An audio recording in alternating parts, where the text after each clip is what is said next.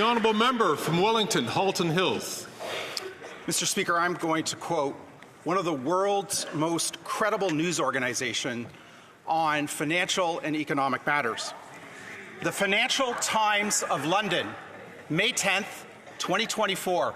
The headline: Breakdown nations like Canada have a lesson for the world. Canada leads nations which have suffered a sharp decline in per capita GDP. Simple question. Does the government agree that Canada leads nations that have suffered a sharp decline in per capita GDP? Wow.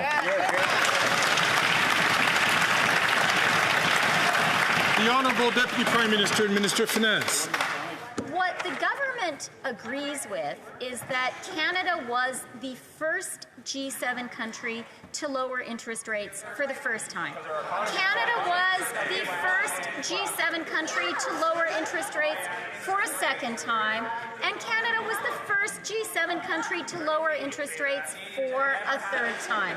The government also knows that wages in Canada have outpaced inflation for 19 months in a row. And meanwhile, inflation, 2% in August, has been within the Bank of Canada's target range.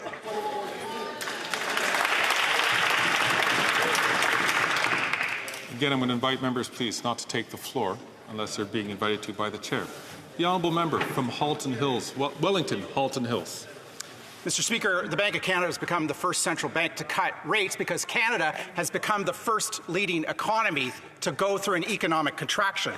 Again, the Financial Times, for which the finance minister once worked, it said, quote, Canada's per capita gross domestic product has been shrinking 0.4% a year since 2020, the worst rate for any developed economy in the top 50.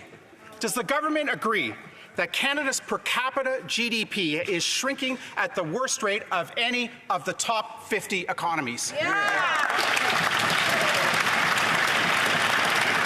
Honourable Deputy Prime Minister and Minister of Finance. Mr. Speaker, our government knows that what matters to Canadians is inflation.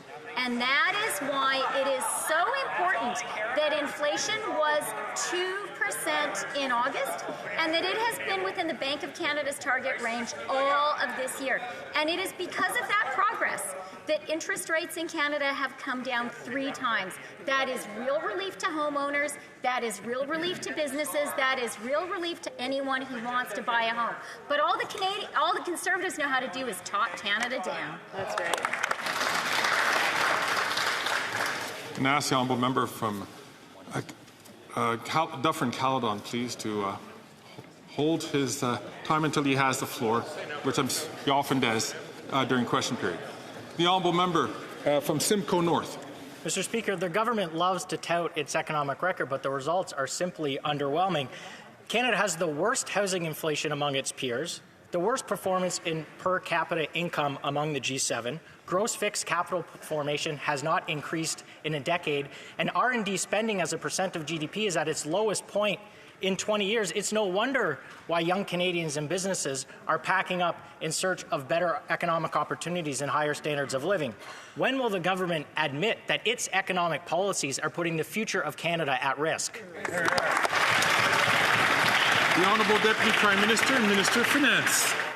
You know, Mr. Speaker, what I find so interesting about these Conservatives is the only thing they know how to do is talk Canada down. A couple of months ago, the only thing they wanted to talk about was inflation. But guess what? We have good news on inflation, and with that good news on inflation comes good news on interest rates. On this side of the House, we celebrate good news for Canada and Canadians. On that side of the House, all they want to do is break things and cut.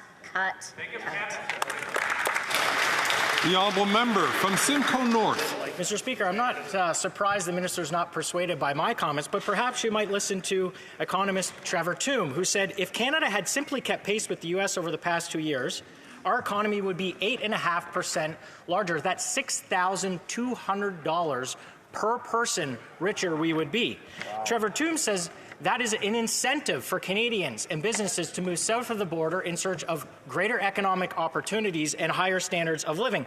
Mr. Speaker, when the Deputy Prime Minister says that her economic plan is working, is this what she means? The Honourable Minister for Innovation. Mr. Speaker, we're even better than that, Mr. Speaker. We've attracted $60 billion of investment in this country, Mr. Speaker. Even Bloomberg put Canada ahead of China for the battery ecosystem in this country, Mr. Speaker. We have the talent, we have the ecosystem, we have the critical mineral, we have the renewable energy, we have the access to market. Let's talk about possibility, let's talk about opportunities, let's talk about Canada of the 21st century, Mr. Speaker. Let's be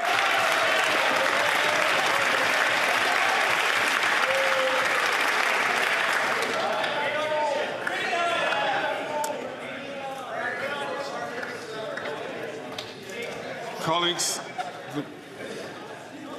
as we know, question period is of a limited time. I've been reminded that many times. I've allowed it to go on, but if we have to interrupt all the time, we might get to the point where we might need to end a question due to a little heckling.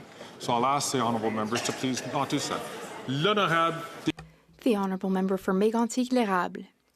Mr. Speaker, it is high time to put an end to this bloc-backed Liberal government's economic vandalism. Under this Prime Minister, Canada has recorded the worst per capita income growth, or GDP, than under any other Prime Minister since 1930. In fact, Canada has experienced the worst income growth in the G7 since 2015, down 2% in Canada and up 8% in the United States. This means lower standard of living for all Canadians, including seniors who no longer have enough money to pay their rent and bills. When will this Liberal bloc think of seniors and stop its economic vandalism? The Honourable Deputy Prime Minister and Minister of Finance. Mr. Speaker,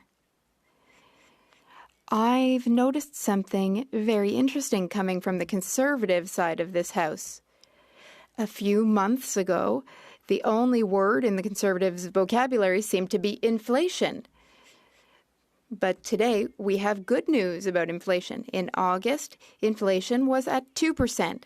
And, Mr. Speaker, all throughout this year, inflation has been in the Bank of Canada's target range. Mr. Speaker, that's good news for Canada and for Canadians. But all Conservatives seem to be interested in is the bad news. The honourable member for Mégantic-l'Érable. Well, let's talk about the target range, Mr. Speaker.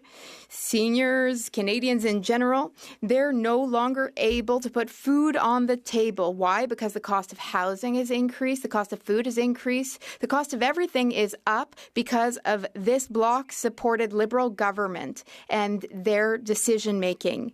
You know, seniors built Canada and they lived in a Canada that rewarded those who worked hard.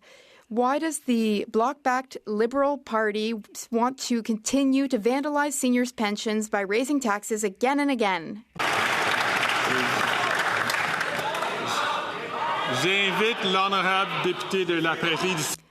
I ask the honourable member for La Prairie to not speak before being recognized. The Honourable Minister of Innovation, Science and Technology. Thank you, Mr. Speaker. Mr. Speaker, we do indeed respect seniors. That's why we've always been there for seniors. But seniors understand, Mr. Speaker, that we also need to invest in the future. Canadians know that. They understand it. That's why we are attracting generational investments. For instance, Moderna, which set up shop in Laval, or in Bécancour, another huge investment. We want to put Quebec at the forefront of the automobile industry of the 21st century. And people will say to us, thank you. And we thank our workers, and they can count on us to build the Canada of tomorrow and the Canada of the 21st century. Thank you, Mr. Speaker.